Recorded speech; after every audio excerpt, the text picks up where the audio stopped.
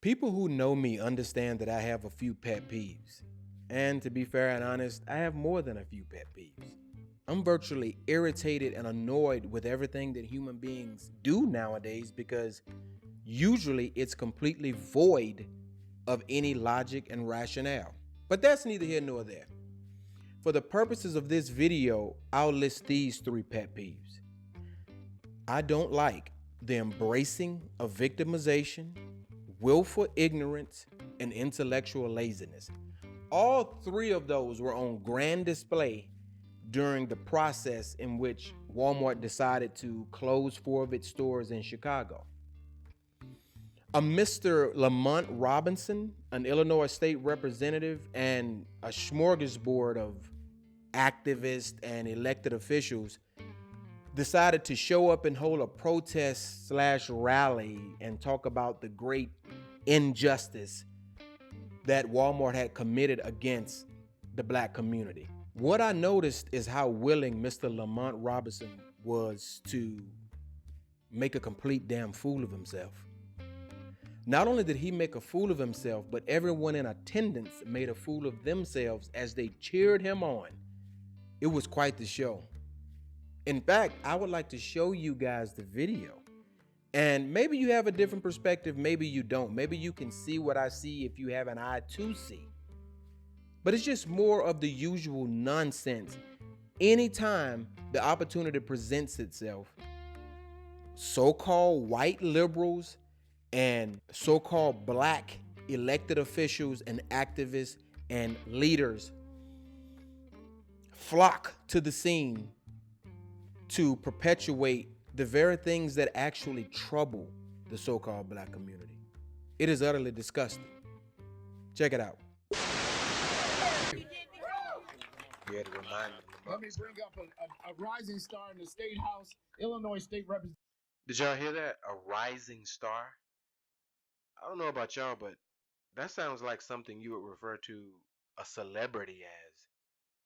You know, an actor, an entertainer. A rising star? That doesn't sound like the etiquette I would think one would exercise when it comes to referring to a politician.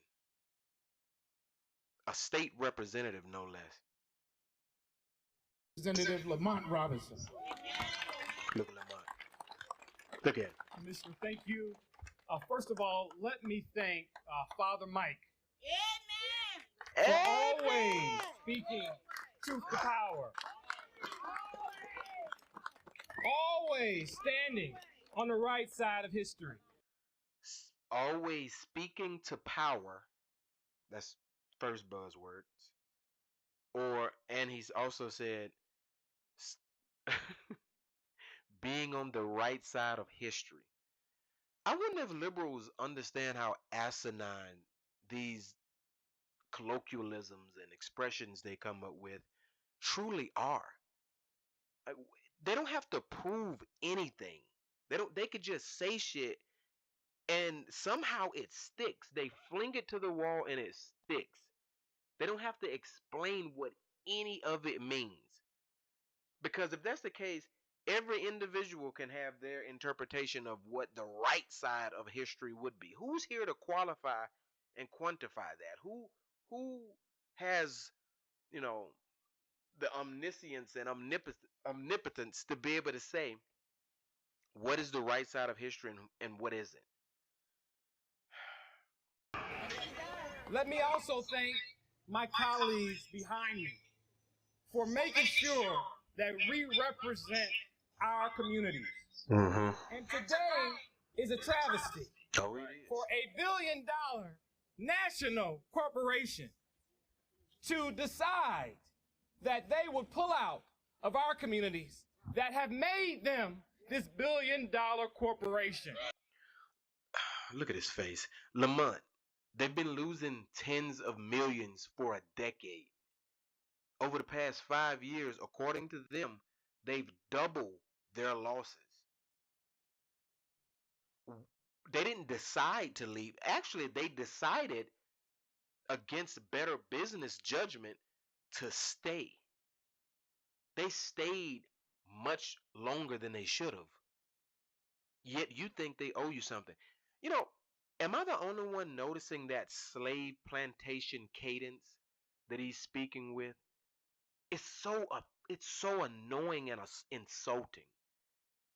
You can take Lamont and put him on a national televised program, and I guarantee he won't speak this way. He understands whatever that voodoo is when a Negro pastor or a Negro politician stands in front of a crowd and proceeds to go into this. I mean, Barack Obama understood it. He did it too, and y'all were mesmerized. There were certain demographics that were mesmerized with that cadence. I am utterly disgusted with that cadence. It implies that you believe that I'm that stupid. You're not saying any damn thing, but you're talking with that cadence. But there are people who eat it up. To turn its back on the families of our communities, to our seniors that depend on this store for their dire medication, is a travesty. We have fought. Hey, so-called black people know that this is the truth. What I'm about to say, it's not my opinion. It's an absolute fact. That prevailing voice you hear in the background, yes sir, amen, that's the same foolishness you hear in the church, in the congregation, as the preacher is giving his quote unquote sermon. So, if you're listening, make that sociological, anthropological connection there. Like what are we understanding when we hear that? The politician and the pastor, either subconsciously or consciously, are viewed as the same entity, or an entity that's equal in the sense of power and prestige and influence. And we know this to be true, which is why when these politicians, these Democrat politicians, yeah, I remember Joe went there, and I remember Joe Biden went to the black church and swore down that he grew up in the black church. He said that. I'm not making that up. So that's why these politicians visit these so-called black church, when they're campaigning, because they understand that correlation that exists between the two. Now, I've already established that the politician is an entertainer, is an actor. So has this guy with his Freudian slip of referring to him as a rising star. So if they think the politician is an actor, is an entertainer, what are they telling you about what they subconsciously believe about the preacher, the pastor? Make no marvel why he can sleep around with all the women in the church. They become his groupies the same way Denzel Washington would have groupies. Do you see when shown?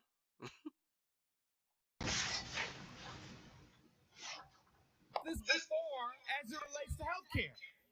So we have healthcare deserts, we have food deserts, and we wonder why our communities look like they look. That we have violence every single day. It is just not on us. It is on the corporate citizens that come into our community and ravage our community.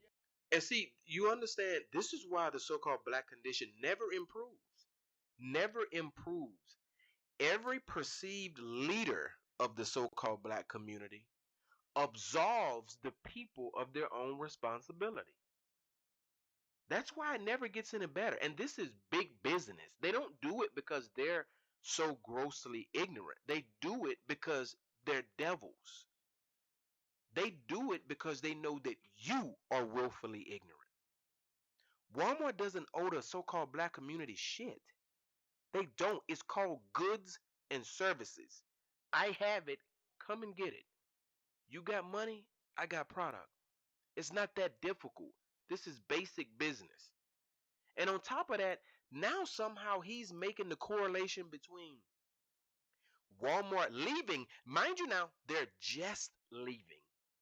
They're in preparation to leave. They've announced their departure. And somehow Lamont has connected the announcement of their departure, or I guess the absence of corporations, but I'm speaking within the context of Walmart because it's hard to follow him because he's all over the fucking place. But somehow Walmart is now responsible for the violence and decadence in the so-called black community. How did we get here, Lamont? How? Surely you're going to explain this, right? And Walmart, you should absolutely be ashamed of yourselves. You are the reason that our communities lack the investment that they have. We should not have to go out of our communities to find jobs. We should not have to go out of our communities to get medicine. We should not go out of our communities to be able to shop. We should be able to do all of this in our community. Lamont, in a perfect world, I'm not even going to say in a perfect world, in an actual functioning community, you're correct. Guess what, Lamont? Those communities exist in the United States of America. Look at his face, man. Look at him. Those communities actually exist. But guess what they have, Lamont? Guess what they have? The communities predominantly have fathers in them. We'll start with that. The communities have an understanding of infrastructure. The communities have accountability. They understand the power of um, group wealth, shared wealth amongst one another. Why the hell aren't you up there talking about that? Why are you sitting up here blaming Walmart or any corporation for the lowly state that you have? I mean, you talk about shame. You talk about Walmart being ashamed. You should be ashamed, but you're not, because this is big business. This is big business. Somewhere deep down inside of me, I believe this brother with this LG Sims shirt on in the blue here. I just get the feeling just by I've been watching him. Somehow he believes this is nonsense. It's either that or he totally adores. He totally adores Lamont. But I feel like I gotta believe that he even know this is stupid. And look at the brother back there in the ball cap and the damn bow tie on. I know he's totally in line with Lamont's nonsense. We deserve. We deserve. Deserve ain't got able to nothing shop, to do with it, man. work, play in our own communities. And so, as my friend, Pastor Hall, next alderman of the 6th Ward said, Walmart, if you think that we're going to go to other communities, You are. it's absolutely not happening. Lies. If we got to travel to Indiana and Michigan and Wisconsin to take this road on the show, we will absolutely do that. Now, wait a minute now.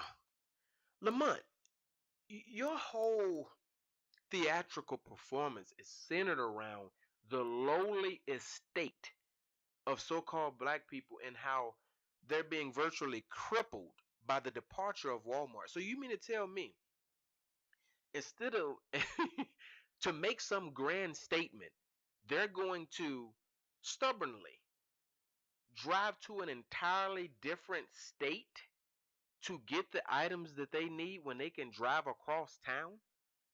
Especially when the president that they voted for has hiked the gas prices to the degree that they are. And yes, he's done it. I don't want to hear nothing about nothing. We he did this. Joe did that. So you mean to tell me that they're gonna go all the way out of their way to make what grand statement?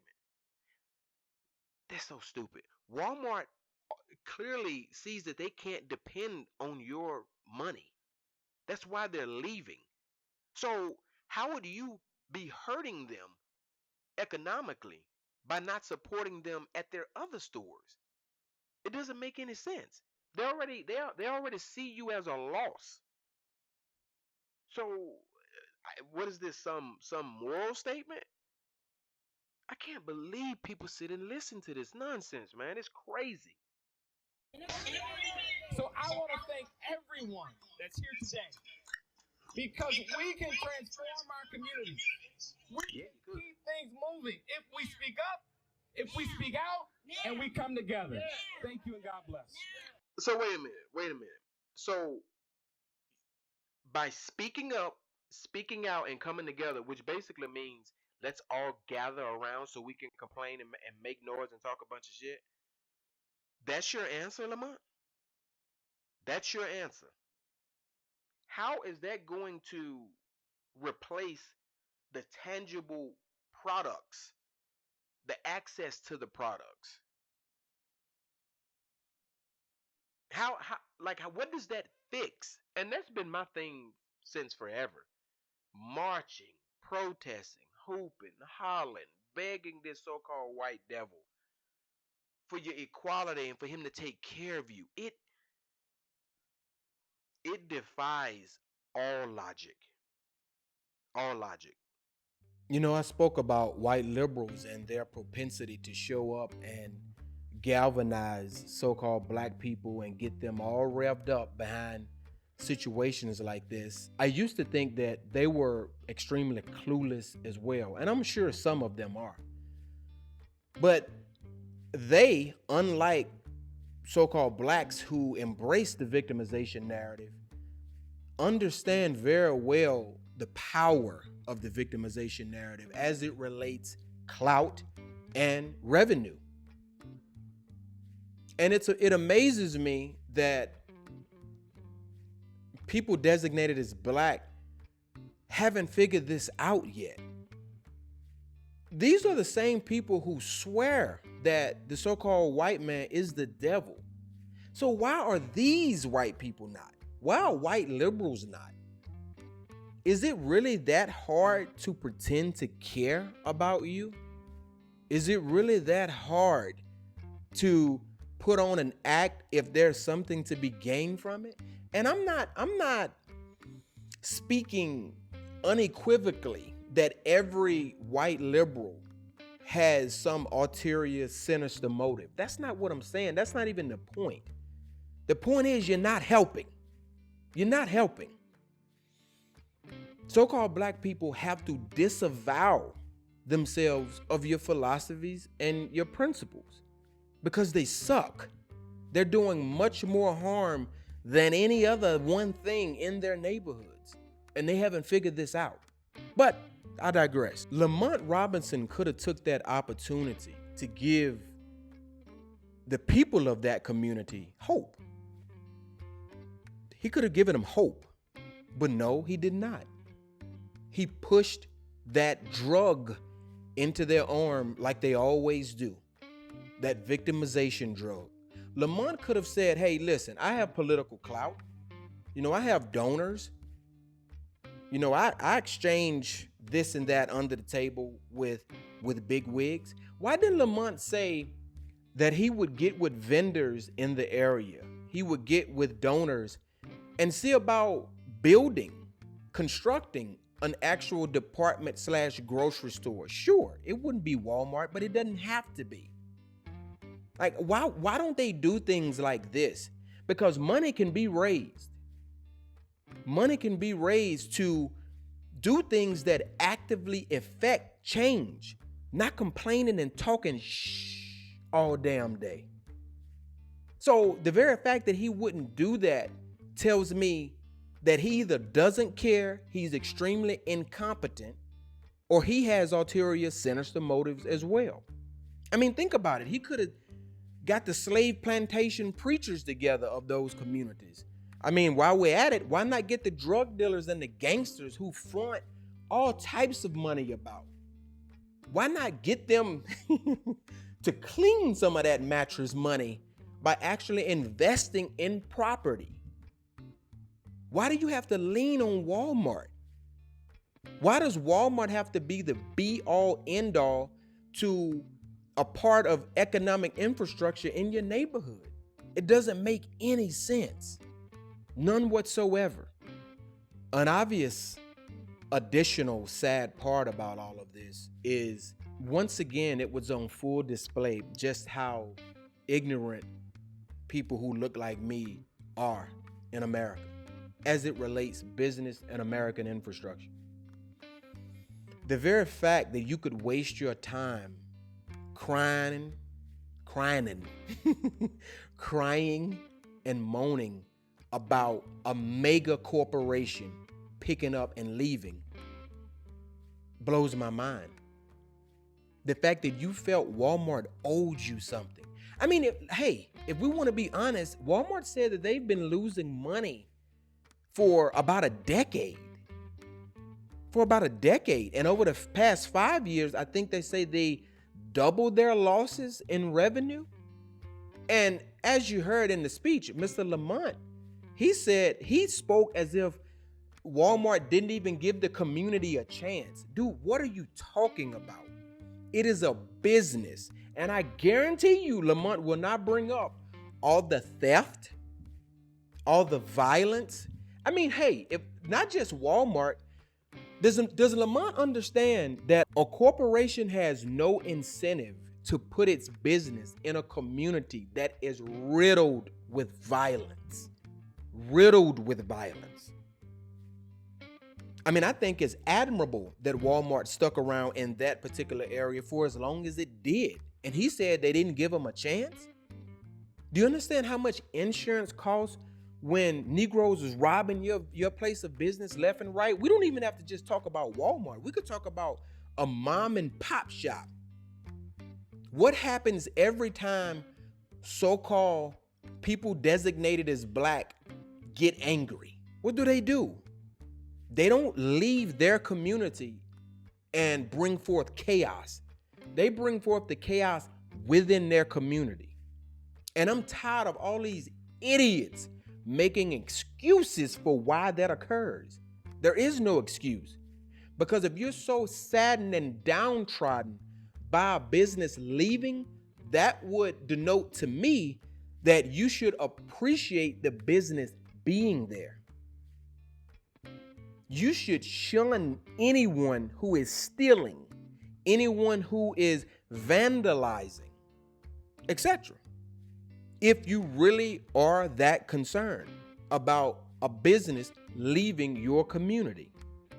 I'm not done harping on this ignorance as it relates business and infrastructure in the communities of so-called people who are designated as black, because we can teach our children how to dance, how to cuss, how to fight, how to disrespect the police, etc. But where's the curriculum, if you will, teaching children about business and infrastructure? And I'm asking that knowing the answer, because the ignorant can't teach anything. And inherently, ignorance itself isn't bad per situation. It's the willful ignorance that I find repugnant. It's the willful ignorance that is an absolute epidemic. Police brutality isn't an epidemic in the communities of people who are designated as black. Willful ignorance is an epidemic. That's an absolute fact. The proof is in the pudding. So when do we snap out of this place where being intellectually lazy, when do we stop that trend? When do your leaders, they're not mine. When do your leaders start to preach that to you? Because notice every time something happens where you can either A, have an emotional response, or B, have a constructive, logical, reformative response, they always go with the former. They cater to your emotions. They're not trying to fix your problems. That idiot in that video, Lamont, actually said, and they think we're going, in his MLK cadence, they think we're going to support their businesses and go all the way over there. No, we'll go essentially to other states and cities. Now, hold on, Lamont. Hold on. Didn't you just speak about these people as if they were impoverished? They were downtrodden? And then you turn around and say they're going to spend gas that their president that they elected has sky high. They're going to they're going to go and fill up their vehicles with sky high gas and commute all the way out of the way for some grand purpose or some grand statement. Does that make any sense to anyone? This is insane. Why can't y'all see this? Why? I'll wrap this up with this. The whole thing saddens me and it frustrates me. It frustrates me because this isn't just a Chicago thing. This is a mindset that reverberates across America as it relates people who are designated as black and their propensity to gravitate towards feeling like a victim. I've said many times in passing and many times in intellectual discourse, how can a people be a conquering people with the attitude and the outlook of a slave, of the downtrodden? I just don't understand it. You know, hearkening back to that video with Lamont, the stuff he said about it's not just on us. That's where you're wrong, Lamont.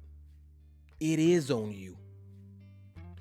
You want me to tell you the data that proves it's on you? During integration, so-called black communities comparatively thrived. They thrived under actual racism, actual targeted violence, open targeted violence. They had to deal with being spat on, called the N-word, having dogs go after them, etc., etc. How did they manage to thrive during that? How? And they were closer to the post-emancipated slave, yet they managed to do that. Why is that, Lamont? Why do you think that is? It's because the mindset was different. Nobody thought like you think now, how a corporation, a store owes you something. They never, in those days, not for 1 second were they waiting on some so-called white knight to come through and do things for them. They knew they had to build their own They knew that. They understood that. And people get angry with me when I say integration was one of the worst things to ever happen to people designated as black in this country. I mean that because I put my nose to the research. I just go off the data. I look at the condition and the state of things now, and it's obvious. And I'm not even talking necessarily about the things you can quantify when you look at the violence in the communities, the test scores, the schools, etc. All carried about by the Democratic Party. I got to throw that in. Not just that, just the overall mindset. When you sit back and you try to have a rational, intellectual conversation with depth with people who are designated as black, more often than not always, obviously, not always, but more obviously than not, that person has a very warped way of thinking that's centered around somebody owing them something. Do you understand how dangerous that is? I think always, I look at some fool 55 years old, when I listen to him talking, I just shake my head. But as I've grown, I don't pity him, and I don't even fault him. He's just a victim of the system that we've embraced. But what I think about is the children. I think about the children and though I'm certain that this society is not going to last much longer, not as it's currently constructed, this country, not as it's currently constructed. I understand that. It's the writings on the wall. But a few years back, I thought to myself, will so-called black people go extinct? I mean, when you consider the prison population, when you consider the violence, when you consider the so-called black males who identify as homosexual or this or that, they're definitely not willing to be procreating. When you think of the marriage rates, when you think of the abortion rates, and I'm not talking about other groups. I'm talking about so-called black people. I don't spend my time worrying about what other nations or other ethnicities do. I don't. My mind isn't geared that way. But I digress. I thought to myself, are we gonna go extinct? Because when you look at the children and generation after generation after generation of being implanted with victimization, how do you bounce back from that? I mean, in the physical world, how do you reconstruct that? How do you rebuild it? When epigenetically in the womb, this child is exposed to nothing but nonsense. He comes out being implanted with doctrines that are to his detriment. To his detriment. What do we do about that? And here's the thing, the people who swear, the people who are the loudest, Black Power, BLM, yeah, like if they really cared and they weren't caught up in the hype and the fandom, they would actually think these situations. They wouldn't feel these situations.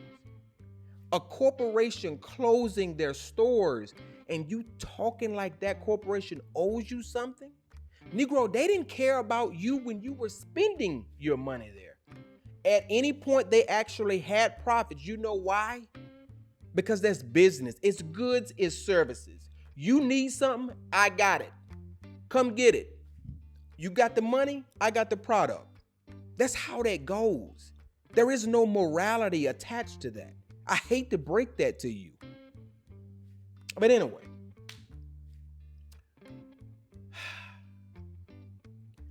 I'm Indigo Row.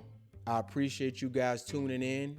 If you like the content, please subscribe and share.